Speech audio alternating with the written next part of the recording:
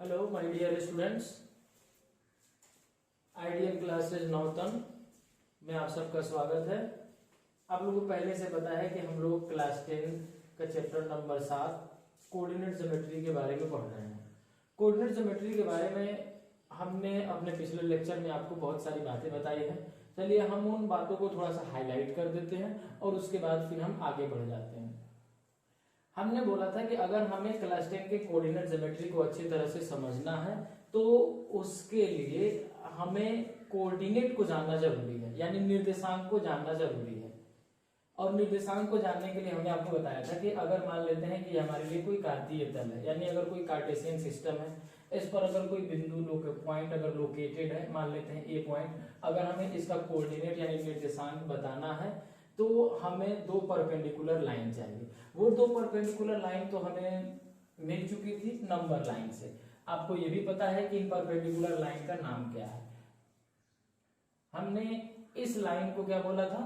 X axis बोला था। और ये भी तो हमारा एक्स एक्सिस ही था, लेकिन ये क्या था? निगेटिव एक्स एक्सिस था और ये हमारा पॉजिटिव एक्स एक्सिस था। उसी तरह से ये हमारा वाई एक्सिस था और वाई एक्सिस के साथ साथ इस वाई एक्सिस को हम लोग पॉजिटिव वाई एक्सिस बोलते थे और इस वाई एक्सिस को हम लोग निगेटिव वाई एक्सिस बोलते थे। ये तो आपको पता है पहले से। ये एक्स एक्सिस ये हॉरिजॉन्टल लाइन था, ये वाई एक्सिस ये हमारे लिए वर्टिकल लाइन था। हमने आपको बताया था कि एक्स एक्सिस और वाई एक्सिस एक दूसरे को जिस बिंदु पर काटती हैं उस बिंदु को मूल बिंदु कहा जाता है और इस मूल बिंदु का जो निर्देशांक होता है वो हमारा 0 0 होता है। उसके बाद हमने आपको पहले लेक्चर में बताया था कि ये एक्स एक्सिस और वाई एक्सिस जो है ये पूरे कार्तीय तल को यानी कार्टेशियन सिस्टम को 4 भागों में बांट देते हैं।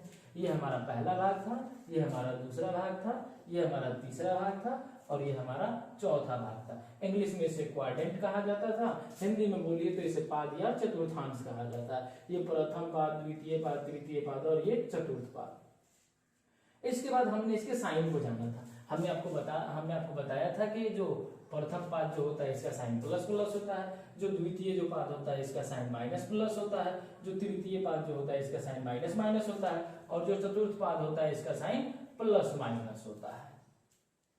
इतना बात हम लोग जान चुके थे। इसके आगे हम लोगों ने कुछ एग्जाम्पल भी देखा था। उस एग्जाम्पल में हमने ये देखा था कि अगर हमें आप कोई पॉइंट दे देते हैं, जैसे हमारा एग्जाम्पल था एक -3 और 4, ये मान लेते हैं ये किसी पॉइंट का कोऑर्डिनेट हमें दे दिया गया है। तो इस कोऑर्डिनेट्स ये हम जो हमारा ये कोऑर्डिनेट है ये किस क्वाड्रेंट में जाएगा इसका पता हम लोग इस साइन से ही लगाते थे।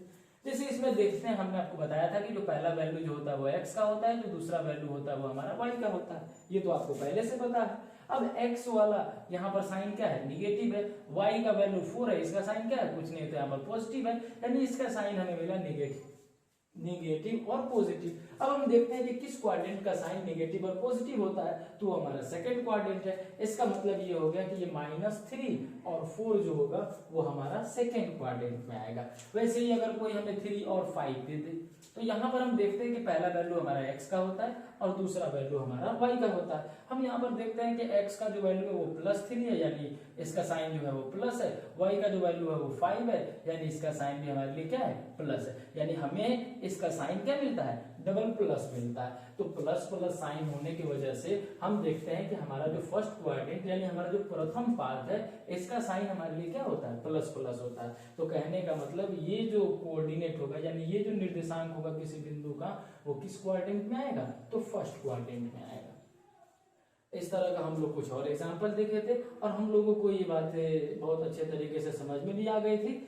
हमें अब ये देखना है कि हमने तो ये बता दिया कि ये हमारा सेकेंड क्वाड्रेंट में जाएगा, ये हमारा फर्स्ट क्वाड्रेंट में जाएगा, लेकिन सेकेंड क्वाड्रेंट में अगर ये पॉइंट आता है तो वो कहां पर आएगा? हमें इस लेक्चर में यही जानना है बेसिकली कि अगर हमारा सेकेंड क्वाड्रेंट में ये अगर पॉइंट का कोऑर्डिनेट आ रहा है तो वो कहां पर आएगा, यानी इधर इधर इधर इधर कहां आएगा। अब हमें एग्जैक्ट वो लोकेशन मालूम करना है। उसी तरह से अगर ये फर्स्ट क्वाड्रेंट में जाता है तो ये फर्स्ट क्वाड्रेंट में कहां जाता है हमें वो जानना है, यानी हमें वो एग्जैक्ट पॉइंट जानना है। हमने तो सिर्फ पहले बता दिया था कि ये फर्स्ट क्वाड्रेंट में जाएगा, फर्स्ट क्वाड्रेंट में कहां जाएगा हमें अब उस चीज को जानना और समझना है। तो उस चीज को जानने और समझने के लिए हम लोग चलिए इस ए बिंदु से ही चलना शुरू करते हैं। हम मान लेते हैं ये हमारे लिए कोई बिंदु ए है, हम देखते हैं कि ये हमारा है एक्स एक्सिस और ये हमारा है वाई एक्सिस। अब एक चीज आप ध्यान से देखिए, ये हमारा एक्स एक्सिस है, तो ये जो बिंदु है ये एक्स एक्सिस से तो कुछ दूरी पर है, मतलब कि इस एक्स एक्सिस से इसका कुछ डिस्टेंस है। चलिए मान लेते हैं कि यही इनके बीच का क्या है, डिस्टेंस, यानी इनके बीच की दूरी है, और इसको हम मान लेते हैं y, यानी y डिस्टेंस पे है। और फिर हम देखते हैं कि ये हमारा y एक्सिस है, तो y एक्सिस से भी तो वो ये पॉइंट यानी बिंदु कुछ दूरी पर स्थित है। हम क्या करते हैं कि यहां से हम इसकी दूरी को कर देते हैं x। बात समझ में आया? अब आप ये ध्यान दीजिए कि अगर कोई बिंदु x एक्सिस से y दूरी पर स्थित हो और फिर y एक्सिस से x दूरी पर स्थित हो, तो इस बिंदु का जो निर्देशांक होता है, कहने का मतलब इस बिंदु का जो हमारा जो कोऑर्डिनेट होता है वो कोऑर्डिनेट हमारा होता है एक्स वाई। वो हमारा कोऑर्डिनेट क्या होता है, एक्स वाई होता है। लेकिन आपको ये चीज ध्यान रखना पड़ेगा कि अगर किसी बिंदु की एक्स अक्ष से दूरी क्या हो, वाई हो, और वाई अक्ष से दूरी क्या हो, एक्स हो, तो उस बिंदु का निर्देशांक क्या होगा हमारे लिए, एक्स वाई हो जाएगा। अब इसमें यह भी ध्यान रखना है कि अगर ये वाई है तो इसका कुछ और भी नाम है। जैसे किसी बिंदु की एक्स अक्ष से दूरी हमारे लिए वाई है, तो किसी बिंदु की एक्स अक्ष से दूरी होती है ना, वो हमारे लिए कहलाती है कोटि। क्या कहलाती है, कोटि। इंग्लिश में अगर हम जानना चाहें तो इसे हम लोग बोलते हैं ऑर्डिनेट। ये ध्यान रखिएगा, ये बहुत इंपॉर्टेंट ऑब्जेक्टिव का टर्म है। आपसे पूछा जा सकता है कि किसी बिंदु की एक्स अक्ष से दूरी क्या कहलाती है, तो कोटि कहलाती है। अब हम उसी तरह से इसको देखते हैं, ये हमारा y एक्सिस है और y एक्सिस से ये बिंदु कितनी दूरी पर है, तो x दूरी पर है, यानी इसका जो डिस्टेंस है वो कितना है, x है। तो y एक्सिस से किसी बिंदु की जो दूरी होती है वो हमारे लिए क्या कहलाती है, भुज कहलाती है। y एक्सिस से किसी बिंदु की दूरी क्या कहलाएगी, भुज कहलाएगी। वही x एक्सिस से किसी बिंदु की दूरी क्या कहलाएगी, कोटि कहलाएगी। अब इसको तो हम लोग बोलते हैं इंग्लिश में कोऑर्डिनेट, तो इस भुज को हम लोग इंग्लिश में बोलते हैं ऑब्सिसा। क्या बोलते हैं, ऑब्सिसा। बात समझ में आया? अब उसी तरह से देखिए, यानी x वाला जो वैल्यू है उसको हम क्या बोलेंगे, भुज बोलेंगे, और जो y वाला वैल्यू है उसको हम क्या बोलेंगे, कोटि बोलेंगे। तो आपको तो पता है ये भी हमारे लिए x और ये हमारे लिए y, तो x वाला वैल्यू क्या कहलाएगा, भुज, और y वाला वैल्यू हमारे लिए क्या कहलाएगा, कोटि कहलाएगा। ये बात आपको ध्यान रखना है। सिंपल, यहाँ पर आपको ऑब्जेक्टिव के कुछ टर्म मिल जाते हैं। पहला आपको ये याद रखना है कि अगर कोई भी बिंदु हो, अगर वो x एक्सिस से दूरी पर है तो x एक्सिस से दूरी क्या कहलाएगी, कोटि कहलाएगी। इंग्लिश में बोलिए तो ऑर्डिनेट कहलाएगा। किसी बिंदु की y एक्सिस से दूरी क्या कहलाएगी, तो भुज कहलाएगी। इंग्लिश में उसको क्या कहेंगे, तो ऑब्सिसा कह देंगे। बात समझ में आया? फिर हम ये देखते हैं कि अब तो इस बिंदु का निर्देशांक हमारे लिए क्या हो गया, x और y हो गया। तो ये x वाला जो होता है ना, ये हमारा भुज कहलाता है, और इसमें का जो हमारा y वाला जो होता है ना, ये हमारा क्या कहलाता है, कोटि कहलाता है। हालांकि इनके कुछ और भी नाम है। भुज को हम लोग x निर्देशांक भी कहते हैं, कोटि को हम लोग y निर्देशांक भी। ये चीज अब आपको पता चल गया। तो अब हम यहाँ से देखते हैं कि हमें तो पहले से पता है कि अगर कोई बिंदु है तो वो किस क्वाड्रेंट में जाएगा, ये हमें पता चल गया है। अब हमें ये जानना है कि वो एग्जैक्ट अगर वो फर्स्ट क्वाड्रेंट में आ रहा है या सेकंड क्वाड्रेंट में आ रहा है या थर्ड में आ रहा है या फोर्थ में जा रहा है, तो एग्जैक्ट किस जगह पर जा रहा है, हमें उस चीज को देखना। इस कार्टेशियन प्लेन पे लोकेशन, एग्जैक्ट लोकेशन पता करते हैं। तो हम सबसे पहले ए को लेते हैं। आपको पता है कि ये पहला वाला वैल्यू x का होता है, दूसरा वाला वैल्यू हमारे लिए y का होता है। अब x वाला जो वैल्यू है -1, यानी इसका साइन क्या है, माइनस। y वाला जो वैल्यू है वो +1, यानी इसका साइन क्या है, प्लस। तो हमें साइन मिल गया माइनस प्लस। अब इस साइन से हम क्वाड्रेंट देख लेते हैं, तो minus plus sign second quadrant का होता है। इसका मतलब क्या हुआ, वो a पॉइंट जो होगा वो किस क्वाड्रेंट में आएगा, सेकंड क्वाड्रेंट में आएगा। अब सेकंड क्वाड्रेंट में जब आएगा तो सेकंड क्वाड्रेंट के लिए हमारा x एक्सिस होता है और ये हमारा y एक्सिस होता है। तो x पे हमें कितना लेना है, -1 लेना है।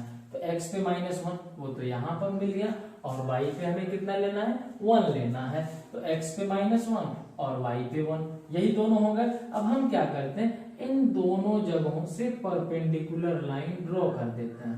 अब ये परपेंडिकुलर लाइन जहां भी एक दूसरे को बाइसेक्ट करेंगे, कहने का मतलब जिस पॉइंट पे ये एक दूसरे को काट देंगे वहीं पर वो पॉइंट हमारा कौन सा आ जाएगा, ए आ जाएगा, जिसका कोऑर्डिनेट कितना है, -1 और 1 है। बात समझ में आया। इसी तरह से हम बी के लिए चलते हैं। पहला वैल्यू हमारा x का होता है, दूसरा वैल्यू हमारा y का होता है। x वाले वैल्यू का साइन क्या है, माइनस है, तो माइनस। y वाले वैल्यू का भी साइन क्या है, माइनस।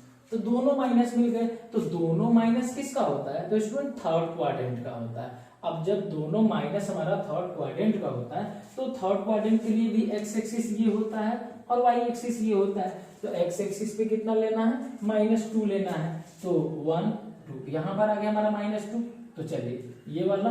और फिर y पे में कितना लेना है, -4 ले लेना है, तो -1 -2 -3 और -4। अब हमें क्या करना है, इन दोनों जगहों से परपेंडिकुलर लाइन ड्रॉ कर देना है। अब हम यहां से भी हम परपेंडिकुलर लाइन ड्रॉ करते हैं और यहां से भी हम परपेंडिकुलर लाइन ड्रॉ कर देते हैं। अब ये दोनों लाइन एक दूसरे को जहां पर बाइसेक्ट करेंगे, यानी जहां पर ये काट देंगे, वहीं पे हमें किसका लोकेशन मिलेगा, बी पॉइंट का लोकेशन मिलेगा, जिसका कोऑर्डिनेट यानी निर्देशांक कितना है, -2 और -4 है। अब हम लोग सी पॉइंट को देखते हैं। तो पहला वैल्यू हमारा किसका होता है, x का होता है, दूसरा वैल्यू हमारा किसका होता है, y का होता है। अब यहाँ पर देखते हैं x के वैल्यू का साइन क्या है, तो प्लस है, y के वैल्यू का साइन क्या है, तो प्लस। तो अब तो आप लोग को पता चल गया होगा, आप लोग बिल्कुल अब ये चीज समझ गए होंगे कि वो किस क्वाड्रेंट में जाएगा। अब हमें बार बार ये चीज बोलने की जरूरत नहीं है, दोनों प्लस है, फर्स्ट में आ गया x वाला। अब फर्स्ट में जब आ गया तो ये हमारा x एक्सिस और ये हमारा y एक्सिस। x पे कितना लेंगे, 3 लेंगे, तो चलिए 1 2 3 ये हो गया। और y पे कितना लेंगे, 5, तो 1 2 3 4 5। अब हम क्या करते हैं कि इन दोनों जगहों से हम क्या कर देते हैं, परपेंडिकुलर लाइन ड्रॉ कर देते हैं। अब ये परपेंडिकुलर लाइन एक दूसरे को जिस पॉइंट पे ये बाइसेक्ट करेंगे, यानी जिस बिंदु पर हम ये एक दूसरे को काटेंगे, वही उस C का क्या हो जाएगा, कोऑर्डिनेट हो जाएगा, यानी C पॉइंट का यानी C बिंदु का वो हमारा क्या हो जाएगा, निर्देशांक हो जाएगा। तो यहाँ पर हमें कौन मिल जाएगा, 3 और 5। अब हम D के लिए चलते हैं। तो फिर पहला वैल्यू तो x का, अब पहला वैल्यू हमारा x और दूसरा वैल्यू हमारा y। अब x के वैल्यू का साइन तो प्लस, y के वैल्यू का साइन तो माइनस। प्लस माइनस साइन किसका, फोर्थ क्वाड्रेंट का। अब जब plus minus sign fourth quadrant का, तो इसके लिए तो ये x एक्सिस और ये y एक्सिस। x पे कितना लेना है, 8 ले लेना है, ये यहाँ पर है। y पे कितना लेना है, -6, जो कि ये हमारा y है और ये यहाँ पर। अब हम क्या करते हैं कि इन दोनों जगहों से हम लोग परपेंडिकुलर लाइन ड्रॉ कर देते हैं। यहाँ पर ये काट रहे हैं एक दूसरे को। अब जब यहाँ पर ये एक दूसरे को काट रहे हैं, तो यहाँ पर हमारा आ जाएगा डी पॉइंट, जिसका कोऑर्डिनेट यानी निर्देशांक कितना है, -8 और 6 है। 8 और -6 है। अब फिर हम देखते हैं ई पॉइंट के लिए। तो पहला वैल्यू हमारा x और दूसरा वैल्यू हमारा y। अब पहला वैल्यू x, तो इसका साइन क्या है, प्लस, इसका साइन क्या है, माइनस। प्लस माइनस साइन किसका होता है, फोर्थ का ही होता है, यानी वो भी जो पॉइंट होगा ई, वो किस में आएगा, तो हमारा फोर्थ क्वाड्रेंट में आएगा। तो x एक्सिस में कितना लेना है, 3, तो 1 2 3 ये हमारा हो गया। और y एक्सिस पे कितना लेना है, -4, तो -4 यहाँ पर। तो चलिए हम इन दोनों जगहों से क्या करते हैं, परपेंडिकुलर ड्रॉ कर देते हैं। ये दोनों एक दूसरे को इस पॉइंट पे बाइसेक्ट करते हैं। तो हम यहाँ पर लिखेंगे इनका नाम E, और यहाँ पर हम डाल देंगे -3 और -4। ये तो हो गया। अब लास्ट वाला हमारा बचा 0 0। ये तो हम आपको पहले ही बता चुके हैं कि 0 0 जब भी हो तो हमारे मूल बिंदु का होता है, क्योंकि मूल बिंदु का निर्देशांक क्या होता है, 0 0, यानी वो हमें कहाँ पर मिलेगा, यहाँ पर मिलेगा। यहाँ पर हम क्या लिखेंगे, 0 और 0। अभी हम लोगों ने देखा कि अगर हमें किसी पॉइंट का कोऑर्डिनेट दे दिया जाए तो हम बहुत आसानी से पता कर सकते हैं कि वो पॉइंट किस क्वाड्रेंट में होगा और उसका एग्जैक्ट पोजीशन या लोकेशन उसका क्या होगा, ये हम बहुत आसानी से बता सकते हैं।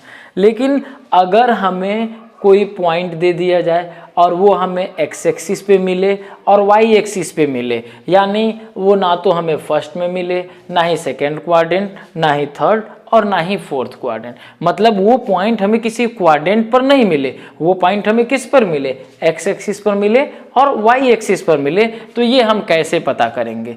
अब इसको पता करने के लिए आपको कुछ बातों को ध्यान में रखना होगा।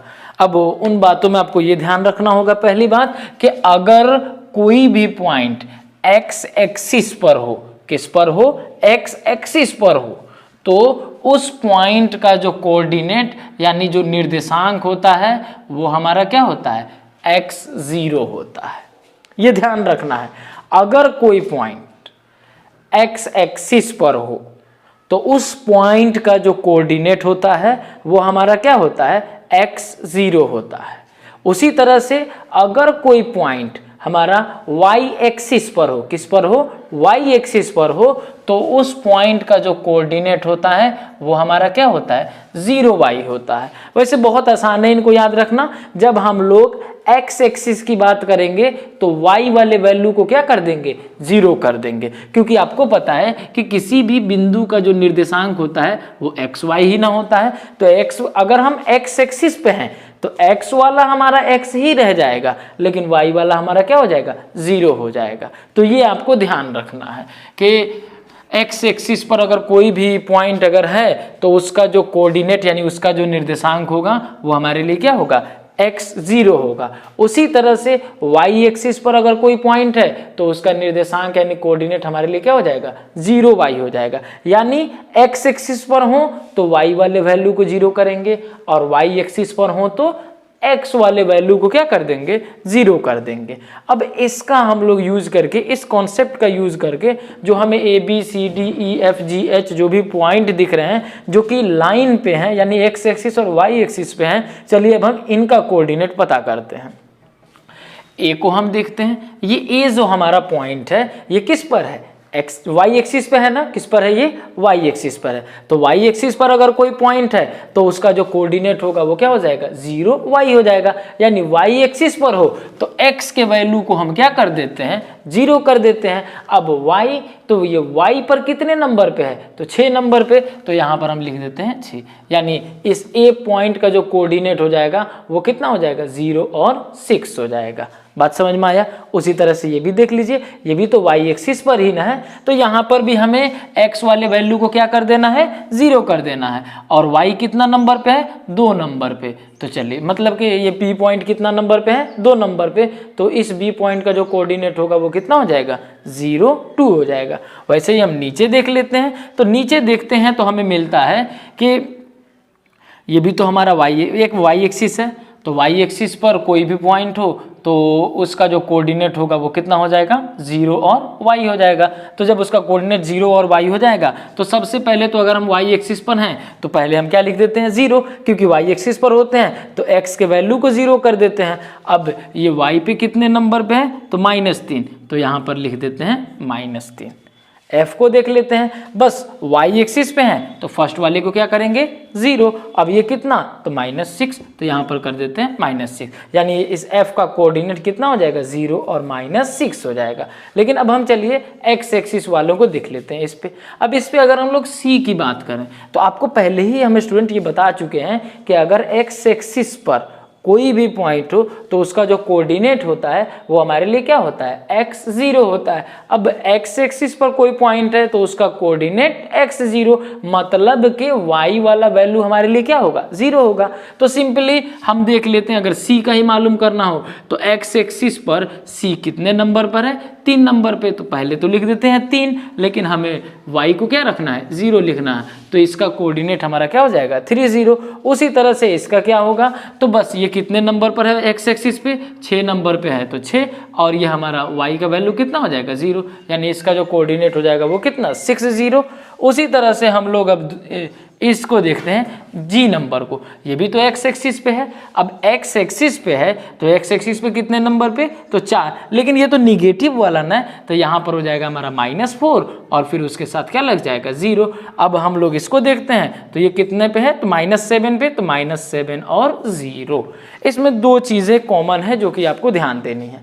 सिंपली बात, अगर हम लोग x एक्सिस पे चलते हैं तो y वाले वैल्यू को क्या करेंगे, 0 कर देंगे।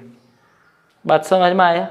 और अगर हम लोग y एक्सिस पर चलते हैं तो x वाले वैल्यू को हम लोग क्या कर देंगे, 0 कर देंगे। ये हो जाएगा। लाइन पे अगर कोई पॉइंट आता हो तो उसका कोऑर्डिनेट आपको कैसे बताना है, आप ऐसे बहुत आसानी से क्या कर सकते हैं, इसको बता सकते हैं।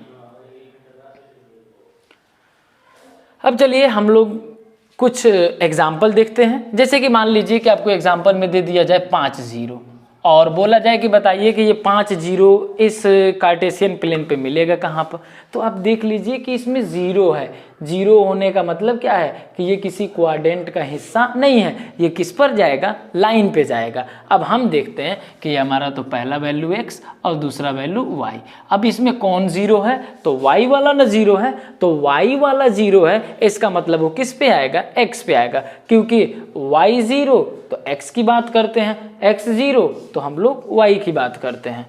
तो यहाँ पर हो गया हमारा x का वैल्यू 5 और y का वैल्यू 0, तो x पर कितना 5, तो बस x पे कर देंगे हम यहाँ पर 5, यानी वो पॉइंट कहाँ पर हमें मिल जाएगा, यहाँ पर मिल जाएगा।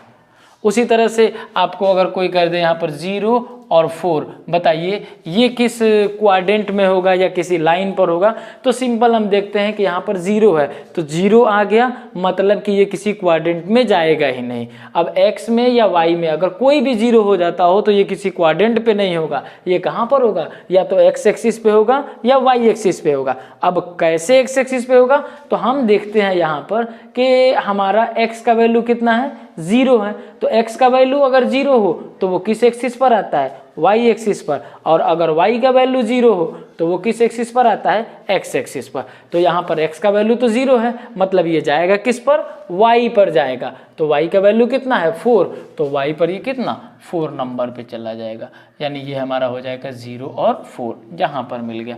अगर आपको वही दे दिया जाए -3 और 0, तो अब आप देखिए तो इसमें ये तो हमारा x होता है और ये हमारा y होता है। तो x और y वैल्यू किसका 0 है, तो y का 0 है। तो अगर y का वैल्यू 0 हो तो हम लोग किस पे चलते हैं, x पे चलते हैं। तो यहाँ पर तो -3 है, तो x पे तो -1 -2 और -3 यहाँ पर नहीं, तो चलिए हम यहाँ पर कर देते हैं हम ना -3 और 0। उसी तरह से अगर आपको यहाँ पर दे दिया जाए 0 और -3, चलिए ये कर देते हैं। अब यहाँ पर आप देखिए तो ये तो पहला वैल्यू हमारा होता है x का और दूसरा वैल्यू हमारा होता है y का। हम देखते हैं कि x का वैल्यू हमारे लिए क्या है, 0। अब x का वैल्यू 0 है तो अगर x 0 हो तो y पे चलते हैं। अब y वाला कितना है, -3, तो मतलब कि y के माइनस वाले सेक्शन की तरफ हम लोग चलेंगे। तो यहाँ पर आपको जो कि E पॉइंट का हमारा क्या था, कोऑर्डिनेट था।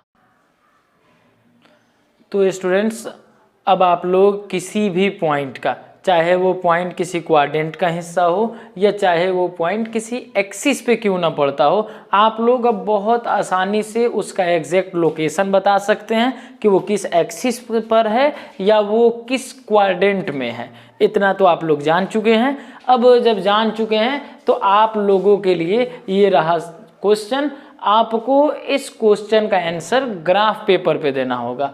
आपको ये बताना होगा कि जैसे 1 और 2 है तो ये 1 और 2 किस क्वाड्रेंट में है और इसका एग्जैक्ट लोकेशन क्या है। उसी तरह से ये 0 और -1 है, आपको ये बताना होगा कि ये किसी क्वाड्रेंट में आएगा या ये किसी एक्सिस पे आएगा, और एक्सिस पे आएगा तो किस एक्सिस पे आएगा आपको ये भी बताना होगा। और उसके साथ साथ आपको वहाँ पे डिनोट भी करना होगा ग्राफ पेपर के माइनस, यहाँ पर 0 और -1 हमारा इस पॉइंट पे आ रहा है।